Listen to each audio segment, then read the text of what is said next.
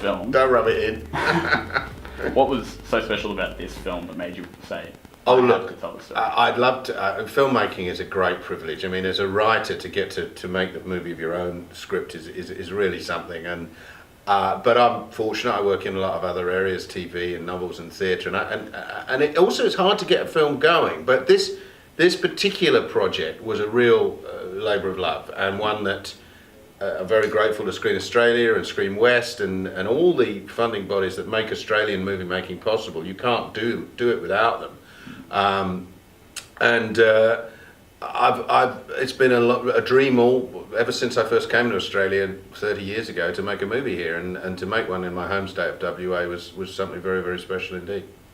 Was it a challenge directing such a large ensemble cast? No, because this cast could they could do they could read the telephone directory if such a thing still existed and make it brilliant. I mean, look, getting a cast like this on board for a movie maker is obviously an extraordinary privilege. It's a delight, and above all, it's a very big confidence booster. I mean, you write a script, of course, you're hoping you're going to get a great cast, and I unquestionably had Michael in mind for Henry, the sort of conflicted Morris dancer, and Magda particularly for the kind of heart of the movie, this sort of busybody radio personality. But when they agreed to do it, that's an amazing boost. I mean, Deborah Mailman was the first actor to come on board, and when the producer Michael rang through and said Deborah's on board, that's incredible. She's read the script, she wants to make the movie. Same for Michael and Magda and John Waters and all the cast. So as a writer, it gives you so much confidence that when I get on set as director, I can't deny it wasn't like intimidating, it was inspiring, because I'm thinking, well, they wanted to make it, so it's crap that they've got no one to blame but themselves. Yeah. Well, you mentioned Michael's character as well. I mean, I thought it was really interesting, like the way that you played that arc in terms of, at the start it was quite, even though he's quite racist at the start, you still sympathise with the guy, and then by the end you're still rooting for him to make that change. How do you approach a character that at the start certainly doesn't seem to have that many look, if you have a look at all the characters in the film, they all have that sort of arc. Yeah. And that's why I think Ben's writing is really good, because so many characters, they're there and then they're not there, and nothing's really happened to them. They're the same character at the end as they were at the beginning. And if you think back through the film, everyone has a journey, and that's the great thing about Ben's writing. And so was it the script that really drew you to this one? Was it? Yeah, and it was a little bit different. I mean, you might notice it, but underneath, I've got a little bit of a Cockney, just a tinge of Cockney accent from his, because he was one of those. If you've seen the film, he's one of those kids that was exported here after the war and just dumped here into virtual slavery. So he's had a sort of a full and eventful life as Henry. Yeah. I mean, we're really interested in the way that it's built on this real life festival, which we've read is something you regularly attend. Were the characters themselves, say Henry and the rest of them, built off real life people that you've met, or? They're all fictional creations, but of course, I mean, I always say that when I write something, it's the product of everything I've ever seen, everything I've ever felt, and everything I've ever thought. I've had a deal of human experience myself, as we all have as we go through our lives. I have some connection with some of the characters. I'm the son of a refugee. My father was a boy refugee from the Nazis, so he arrived, traumatized, and his family got out too, but they were in serious dire straits in 1939 in arriving in Britain. So there's some of my own experience in it. There's some of my experience of attending the festival. There's no one directly kind of pastiched or whatever, but I have a lot of fun with it, of course. I mean, festivals are funny and you get lots of funny types there, and music tends to create a lot of zealots. There's that, hell hath no fury, like two modern jazz aficionados who have a tiny disagreement about Miles Davis. Music can sometimes be can really bring out the worst in the best people. I know a lot of musicians. I'm married to a bass player who's a particularly nice musician. So you look, I'm not a journalist. I don't try and depict life directly, but I try and be inspired by my environment. And certainly the Fairbridge Festival, which is a lovely family festival, a beautiful festival full of lots of lovely, quirky people. which takes place in a village which has a very interesting history because, yes, originally the place where it's now a heritage village. They do great work with, young offenders and challenged kids and all that. But originally, it was this place that was set up to basically sort of, press young British kids into sort of slavery, as far as I can say. This whole white Australia, the idea of stocking Australia with Anglo-Saxon kids. There's all sorts of things buzzing around the movie, but it's not a campaign document or a statement about anything. It's just a little slice of life as I saw it, and I always see things through comic eyes because I think comedy is at the heart of being human, and I'm always inspired to tell my stories through comedy. The story in particular was quite a unique way to tell that sort of political message. Well, it felt very I hope it's not done. I hope it. Well, that's really. I'm glad you feel so. I'm always a little. I try to avoid. Nobody wants to be told, "Hey, go and see this movie. It's got a great political message." The message is social, and it's not even a message. It's just impressions. It's just. Sometimes when I used to write a lot of novels about the environment, it was, you're trying to tell us about the environment. I say, no, it's where I live. It's what inspires me to write. I care about stuff, so I write about stuff. But you can take away from it what you like. I'm not a politician. I'm not a preacher. My job is to offer something that you feel has been entertaining, hopefully uplifting. And if it provokes a bit of discussion, then that's great too. But that's part of the entertainment. With Henry, there was that scene at the end where you perform Indigenous dance. Yeah. How did you guys approach, I guess, making sure that was a respectful depiction of... Well, there was a lot of discussion on it. and a lot of behind-the-scenes discussion after talking to Lisa Duffy. Lisa Duff. But the wonderful thing about that was I found myself right in the middle of this group of Noongar, and usually when there'll be in a cast, there might be a couple of Aboriginal cast, unless you're doing Clever Man or Redfern Now, and which I never did. But it was the first time I'd just been totally immersed in this big mob of blackfellas, and it was so interesting just to immerse yourself with them as I learnt that dance, and their humour, their ribaldry, their wiseness. So we had elders there who were just wonderful, wonderful people, and I just think it should happen to everybody.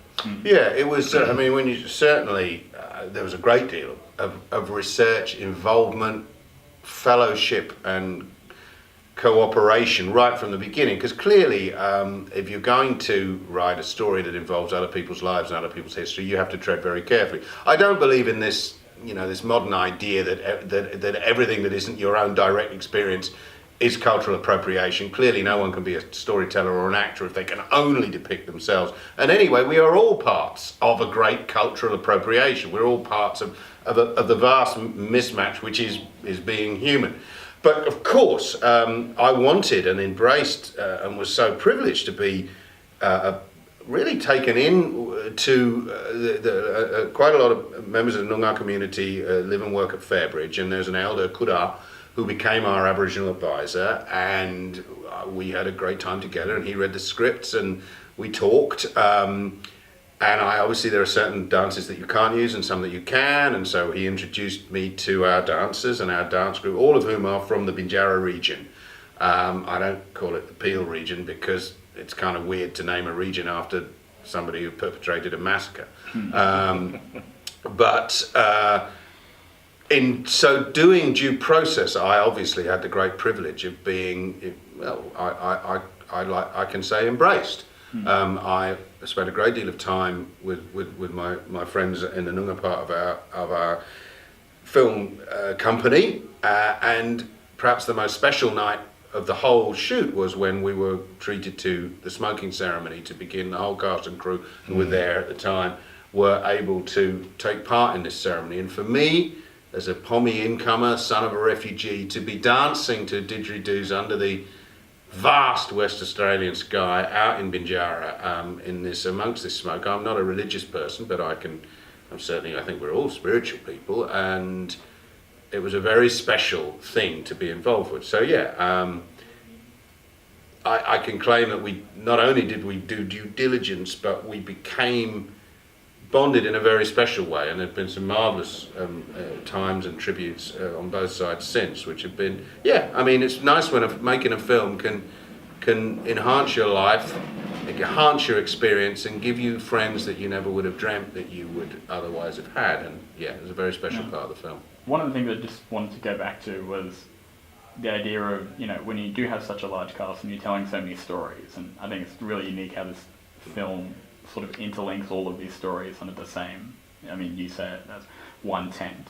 How do you make sure those stories are fully formed for each of the characters when you're writing it? Well, you've got to get a very good bunch of actors, because it's funny you're talking about Michael. Michael has very few lines. They're all they're quite small parts because there's a lot of them. So clearly you're looking for faces with landscapes, and I think you'll agree Michael's got a pretty lived-in face. I mean, there's a whole of Australia there.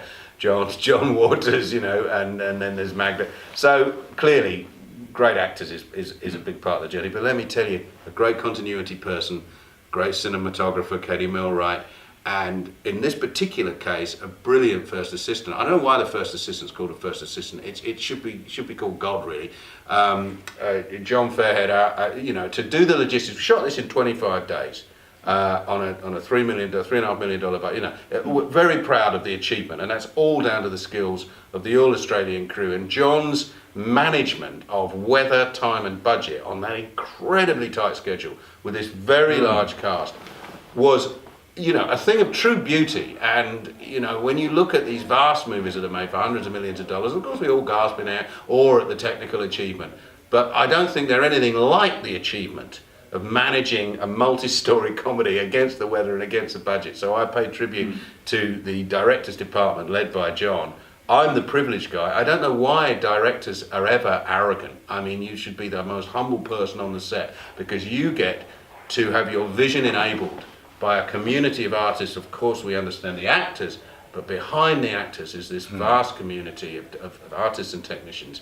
And the director, if they can just communicate a little bit of what they would like to see, then has the privilege of having that enabled by so many other people. I think the director should really be bringing the tea to everybody else, as I tried to do. No, look, he's, because the thing about Ben is his energy, and the energy he puts into the cast, into the crew, into the extras.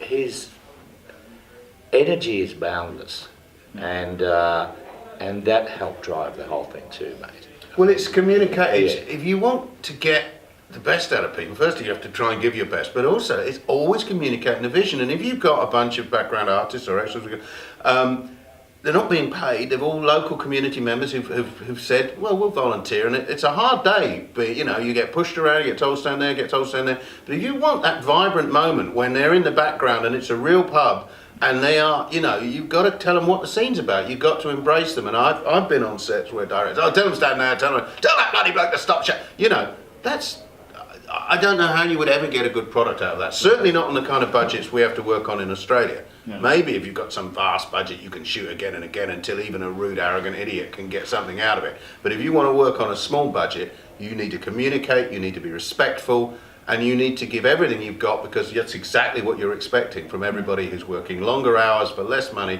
than they did 10 years ago and 15 years ago. The industry's hard, you know that.